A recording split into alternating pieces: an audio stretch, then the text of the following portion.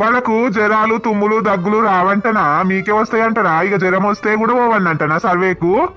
పైనుంచి ఆర్డర్ అయ్యా, ఏం చేయమంటున్నావు?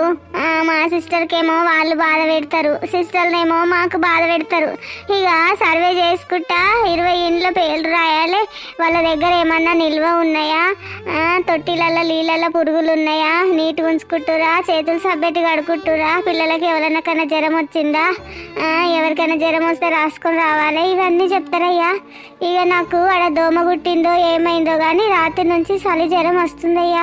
కుట్టు పోయినా కానీ మీ ఇంటికి రాలేదు కదా అని మళ్ళీ మీ ఇంటి నుంచి మళ్ళీ స్టార్ట్ చేస్తున్నాక్క. 20 ఇండ్లు చేయాలి కదా రోజు. ఇక హౌజులు కూడా క్లీన్గా ఉంచుకోండి. వాటర్ ట్యాంక్ కానీ కూలర్లు కానీ ఏమైనా ఉన్నాయా ఇంట్లో? వాటర్ ట్యాంక్ కూలర్లు ఏమి లేవు వరమ్మా మా దగ్గర. నీకు తెలియని ఏమున్నాయి ఇక? సరే అక్క, మంచిది. ఏమన్నా కానీ 2 జ్వరం టాబ్లెట్లు ఇచ్చి పోవరమ్మా.